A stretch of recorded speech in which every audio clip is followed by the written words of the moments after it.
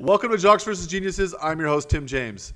On today's show, we have Super Bowl champion Reuben Droughns. Welcome to the show, Rube. Thanks for having me, man.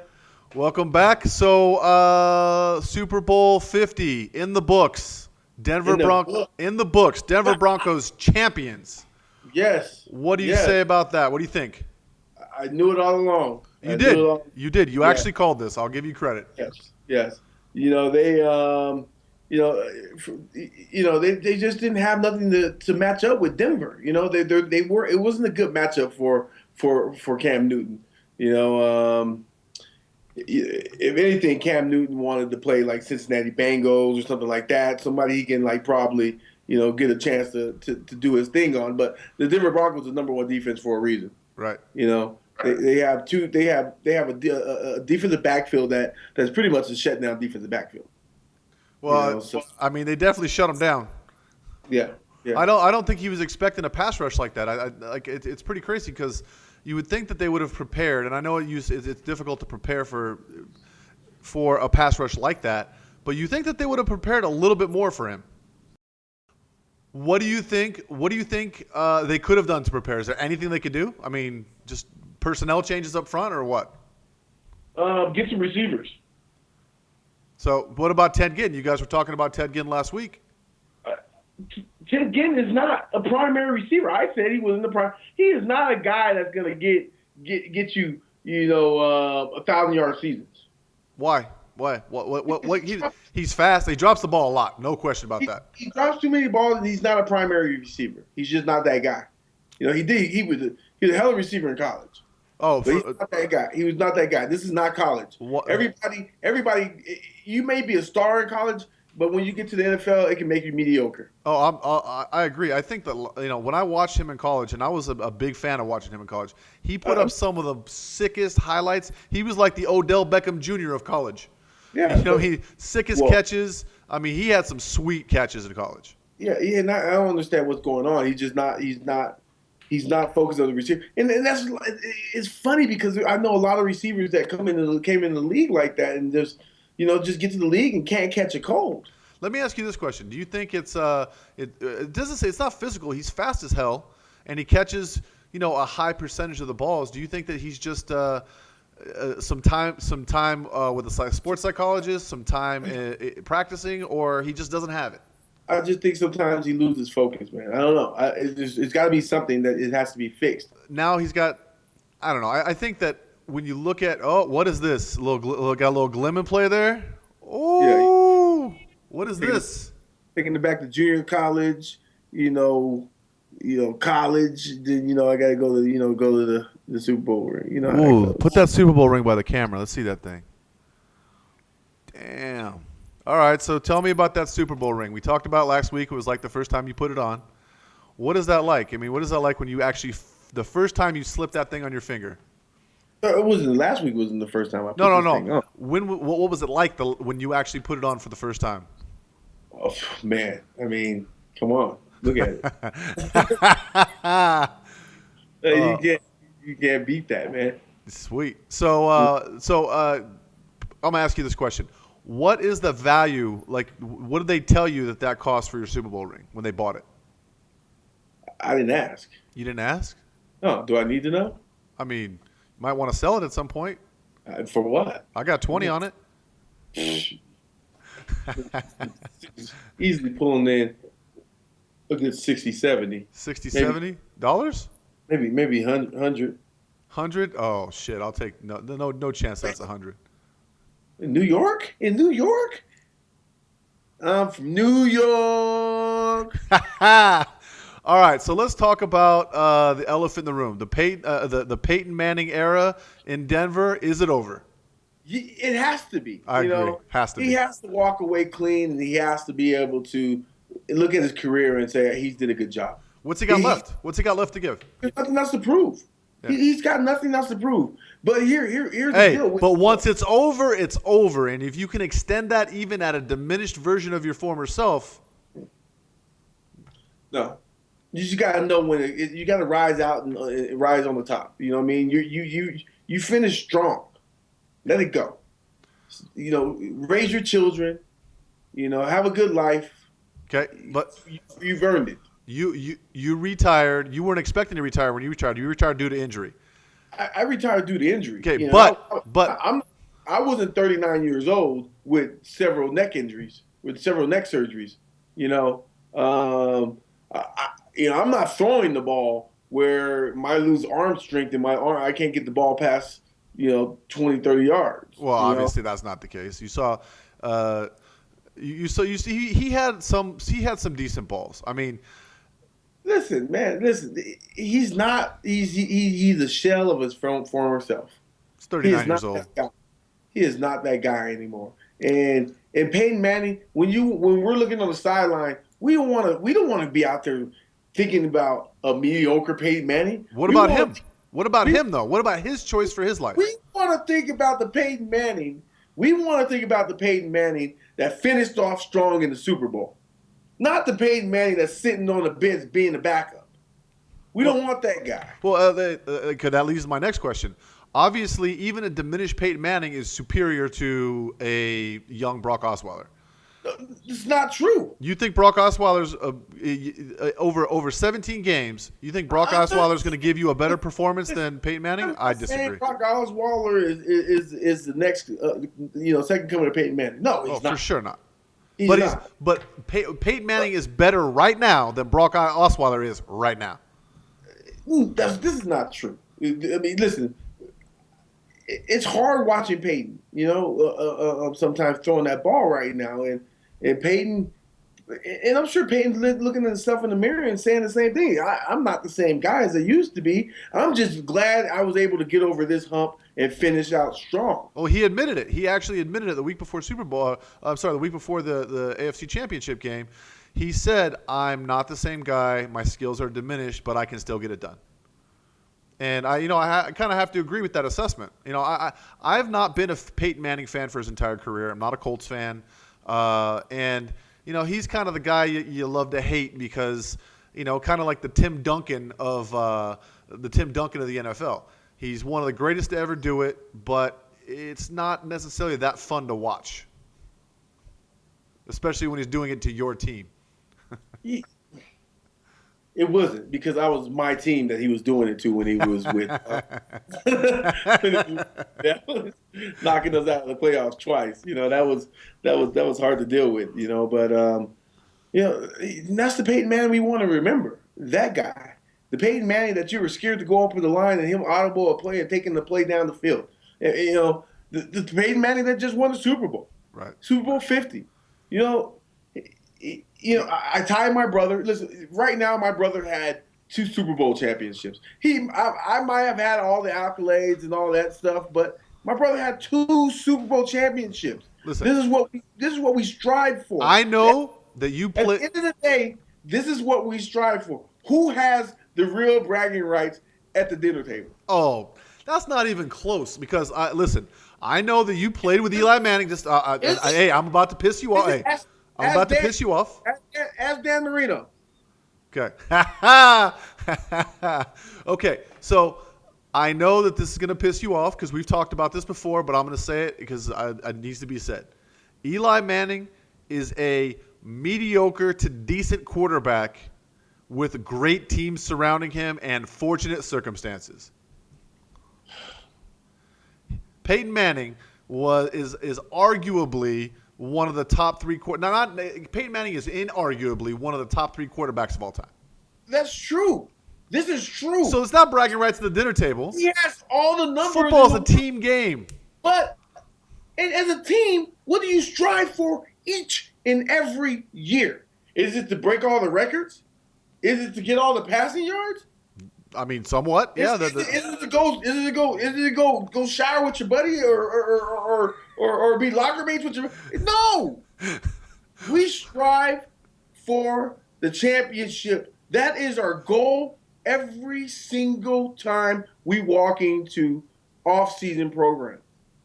We have to get better to win a championship. We don't want the division championship. We want a Super Bowl championship. Well, why do you think John Elway did what he did? We have to win now. Okay, so all right, I agree. They have to win now, and he did it. Yeah. He did it. So now here's the question. What does John Elway do now? He has some high-level free agents. Von Miller. You got Von Miller. What are you doing with Von Miller? Man, listen, he's gonna have to hope and pray. Von's gonna get a franchise tag for a year. Okay, that's cool because you have to right now, and we got to get seal up the other guys. You know what I mean? There's gonna be a couple guys we're gonna lose on offense. Ronnie Hillman, he'll probably be gone. Some of the other receivers will probably be gone. I want to say that we have to figure out what we're gonna do with Vernon Davis. So with Von Miller, you just basically back up the truck and dump the cash, right? No matter what. You franchise him. For sure. Why do you have to do that? Well, you franchise him, but you're going to pay him what he wants to be paid. Exactly. You are. But right now, we got to hope. We got to find a quarterback that's like, I would say like a quarterback like a Drew Brees. Okay. Let me give you a reason why. He's got a Super Bowl ring. Okay. He's got all the, passing yards and stuff like that. But you're towards the end of your career. And why not be like Peyton and come over and you got a stud defense that can win now, is ready to win now. Yeah, they have a team that can win. That just won 4 days ago, but they have a team that can win right now. And if you don't go and get a marquee quarterback, as much good work as he's done, that team will implode. You just need a quarterback that can be scared defenses. A Matthew Stafford, a Drew Brees. You need a quarterback that with the name that can scare defense. That Drew Brees can still throw the ball down the field. I'll take Drew Brees over 2 Matt Staffords. Okay. They don't have the same receiving core. They don't have Megatron. They don't have guys that you can just throw the ball up and he's going to go up and get it. Megatron is Stafford's not that accurate of a quarterback. He has a big arm, but he's not accurate. Listen, Megatron's a shell of himself too. He's not the same Megatron, but he can still out-jump a 5'9" cornerback. This is true. And he can out-muscle and those 20. He's not getting these 50-yard. He's not beating guys off the blocks as much. But you throw the ball up there, which is what Stafford does a lot. He just puts it high, and Megatron goes and gets it. Do you think Drew Brees is the most likely target for them? Say they can't sign Brees for whatever reason. I think that Brees is most likely going to end up in Denver. I agree. I'm honestly going to say it all depends on what Calvin Johnson does if Matthew Stafford leaves or not, because Matthew Stafford is the prime candidate for us right now in his situation. Well, I think that it doesn't matter. Even if Calvin Johnson comes back, it's only for 1 year. So what's he going to sign, a 1-year deal? He's definitely not going to do that. I think that Stafford's out of there regardless. But I think that if you're John Elway, are you trying to go after Stafford? You want Stafford as your backup plan, and you want to go after Brees, I think. I mean, right now we got to figure out the future. For sure. Because you have a team that can win right now. I would say that the pass rush and the secondary of the Denver Broncos currently could very well be the greatest of all time. Speechless? It's tough to say because this is a different era, different generation, different rules. I mean, and the rules that they're playing are tougher. Well, not tougher, but in a pass-heavy league, have you seen a defense dominate teams like this one does? In a pass-heavy league, you want to talk about like the Chicago Bears and the Steel Curtain. They threw the ball 14 times a game. It doesn't matter. You can come across a person's throat back then, and you can knock a player out the game. That's what I'm saying. These guys are even better because they don't have those tactics to rely on, and they're dominating. They're dominating teams. Tactics. This is real life football. You think we should go back to the days of clotheslining and chop blocks?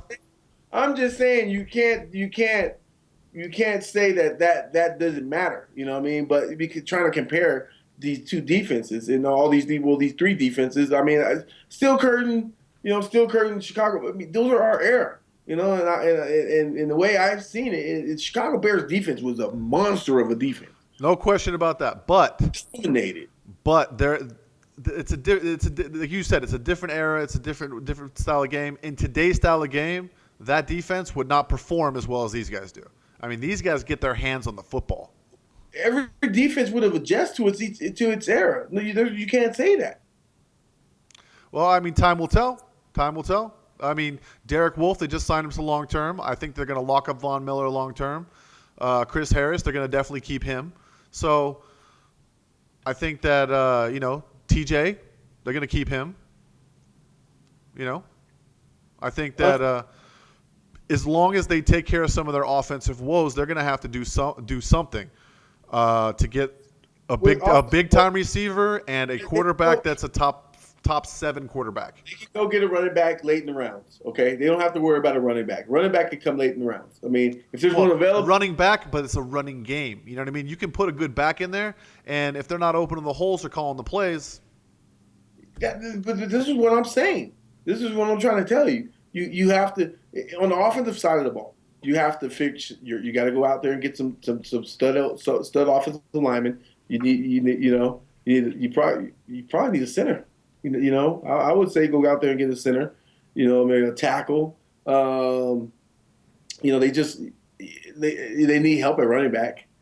And other than that, they're fine. You find a young quarterback that can grow into your system, that can get better later down the line. But you have to find right now a veteran free agent for your quarterback position right now. I agreed. So I guess the question is that I think that there's no way they're thinking Osweiler is a good candidate to lead this team yet.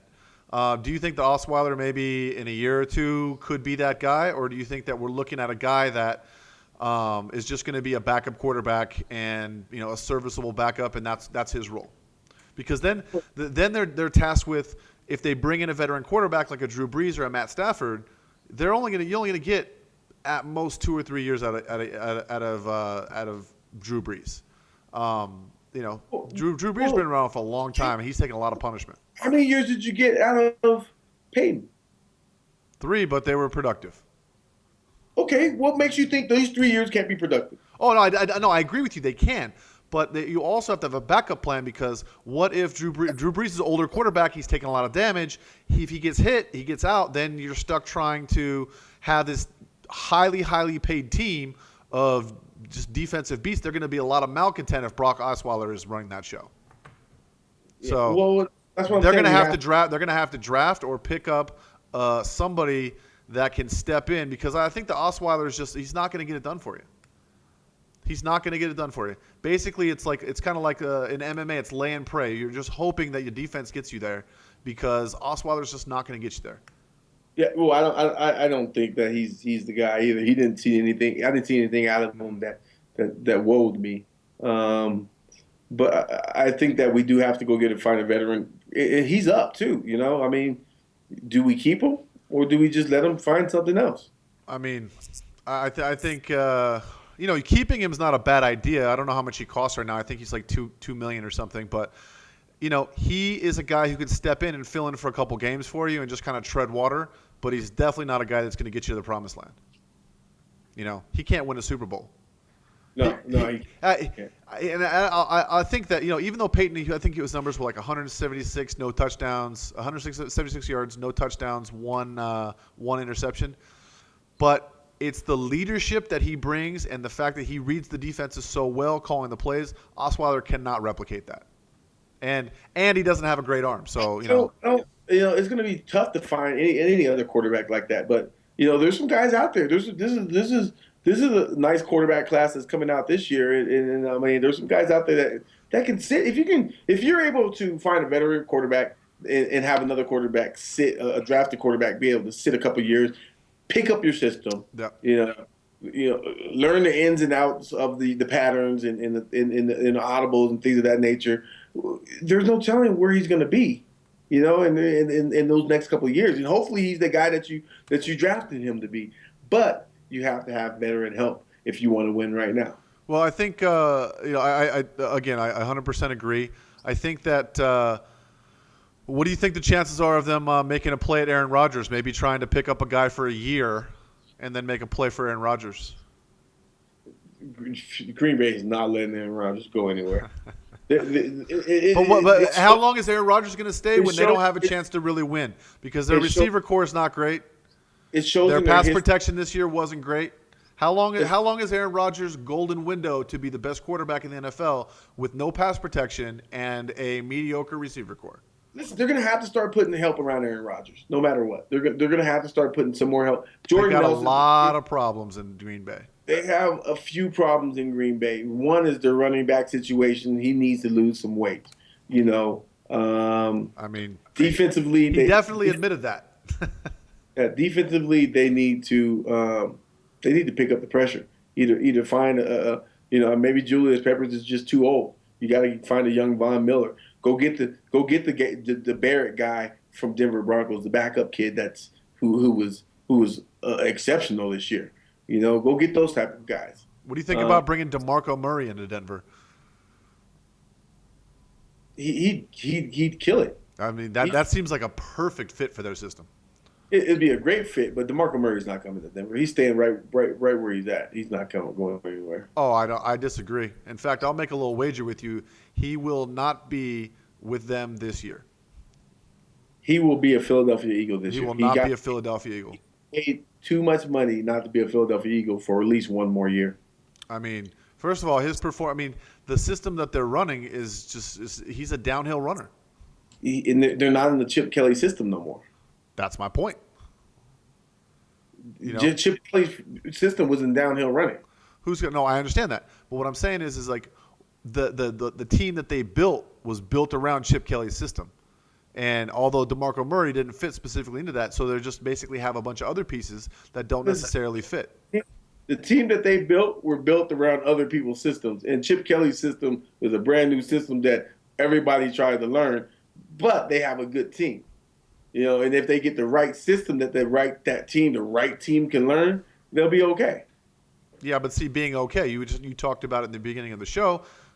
The goal every week is to win a Super Bowl. I mean, every week. And the goal every year, you come in, you said it yourself. So being a mediocre team with an overpriced running back that really, they also have like Sam Bradford. I mean, who's going to play quarterback for them? It's not Sam Bradford. That's what I'm saying. Not Sam Bradford. Maybe Nick Foles. As you know, Mark Sanchez is a buddy of mine, and I would love to see Mark Sanchez at the helm, but I don't think that they're really going to give him a shot. Mark is not that guy either. Mark's a good quarterback. Don't get me wrong. He needs the right system. Mark's the guy. He needs the right system. Mark needs a New England system.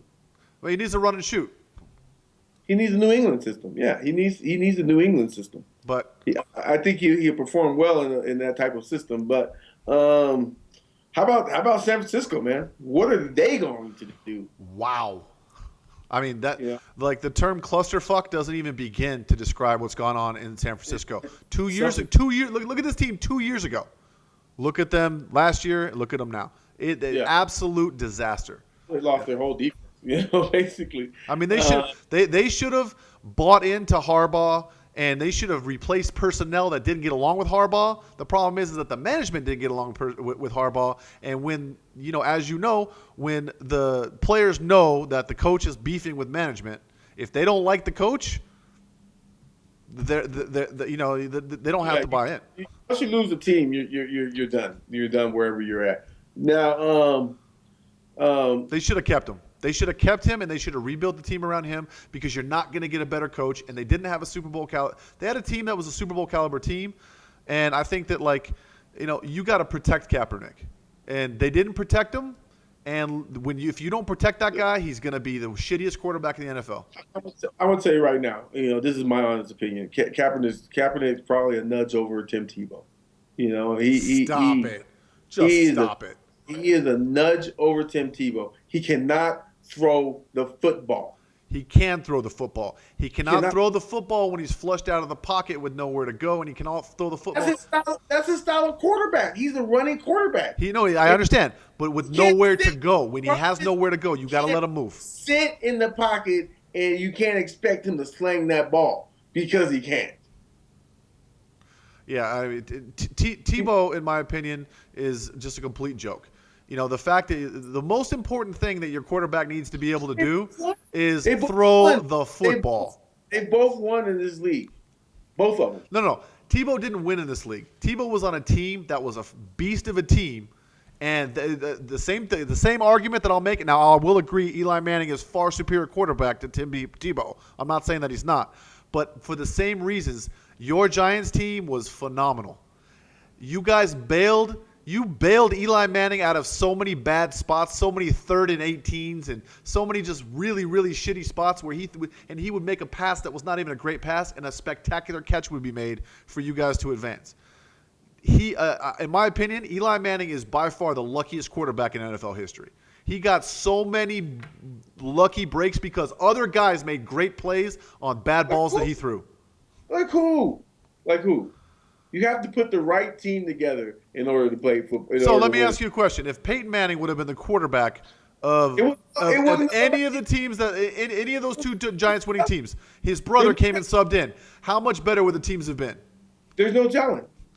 There is talent. People will talk about, Peyton brought back all the – no, hold on. No, they talked about Eli came back. Hold on. How many times was John Elway in the Super Bowl? 5, I think. How many did he win? Less than 5. Correct. But let's put it to you this way. I'm just saying. Eli Manning was hey, everybody talks about how many comeback wins he had. The reason why he had kiss the ring, Eli, kiss it. Hey, the reason why Eli Manning had so many comeback wins is because he made so many critical mistakes, and he got bailed out by great catches by Tyree, by so many other. I'm gonna go back. I'm gonna go back this week, and next week when we're doing the show, I'm gonna go back and I'm gonna find how many times this guy got bailed out. I'm working the game. I'm working the game film. It's a team game. Exactly. His team bailed him out because he was shit. Ask Cam Newton.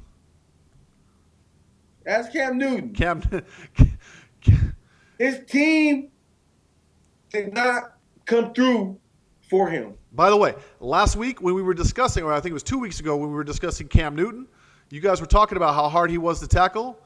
He did not look hard to tackle in the Super Bowl. He's beat up. It's the last game of the season. 6'5", 275 still goes down. If Cam couldn't win that game for you. No. The team had to win that game. Yeah. All right. We got to wrap up here soon, but I wanted to ask you one more question. If Johnny Football, do we see him ever again? Is he done? They're going to Ray Rice him right out of the league? He won't. He probably won't. Did you hear? Did you hear that his allegedly the girlfriend that he beat up allegedly has lost her hearing? I heard about that. Yeah. Johnny needs help. Johnny needs to sit outside of football. Johnny. Problem is that it doesn't sound like the leadership in the Cleveland Browns locker room was the most spectacular. Because some veteran, some former veteran, somebody should have pulled him aside and told him enough is enough. What are you going to do when he won't listen? I mean, this is Johnny Football. His whole persona is that I do it my way. Even in college, he had the I don't give a fuck attitude. He did whatever he wanted to do. We created the monster. I mean, for sure. I mean, being a football hero in Texas can be fatal to your long-term livelihood. So, but I think that a big problem, another problem that Manziel's biggest problem is that he's just not that good and that he's pretty small. I mean, he's susceptible to taking some big hits. He didn't put on enough beef, in my opinion. Yeah. He needed to bulk up. I mean, even in college, I'm on record is saying even when he was in college, I thought he was going to be an NFL bust. And then when he came out and he looked pretty good, I thought maybe I was going to have to eat my words. But the kid doesn't have it mentally or physically, in my opinion. For the next 2 years, if Johnny Football is given an opportunity, he needs to disappear on somebody's sideline. Yeah. For the next 2 years. And just crush it in practice. And just crush it in practice and just sit and do good and get help, do whatever it takes. But he needs to. Well, he obviously needs. I mean, he did like a couple months in rehab already, and apparently that wasn't enough to wake him up. He came here to Las Vegas, and I know this personally. The rumors that you hear about him wearing a wig and all that stuff is true. I have a lot of connections here in town. That is true. The Planet Hollywood, which you can see right behind me, he was eating at a cafe there, and just everybody knew who he was, and he gave his ID so he could play craps, and so they knew who he was. And that's not bad decisions, that's massively self-destructive decisions. You can't wait 2 weeks to come to Vegas. 2 weeks? He's got the whole offseason to come and gamble and party his life away. Yeah, just young, man. You know, he's just young, and right now he's gonna look back. I mean, he's gonna look back on this part of his life, and he's gonna be disgusted by it. You know, I think he's got more trouble ahead because think about what I mean. Ryan Leaf comes to mind. It really does. Lawrence Phillips comes to mind. It really does. Like, this is massively. This is not just stupid, bonehead, carefree shit. This is really dangerous behavior. well, that's what I'm saying. I'm hoping somebody can pull him by the coattail real fast before it does get out of control. It already has gotten out of control, I would argue. I mean, you've been to rehab before you're 24 years old. That's number one. And you're in the NFL. No, hold on. And you didn't go to rehab. You were drug and kicking and screaming. You beat up your girlfriend multiple times. That it has to be coming out of control. The fact that you did that took it to a whole nother level. So we'll see. All right, Reuben. Thanks for being on the show again. We will talk to you next week. And, let's see it. There it is. What if I gave you right now $50K? Would you sell it to me? $50K and you can throw in the JUCO ring? All right, my man. We'll talk to you next week. All right. I think. Reuben Droughns, 2007 Super Bowl champion, once again. Stay tuned next week. And until then, best of luck on your lineups, and we'll see you next week.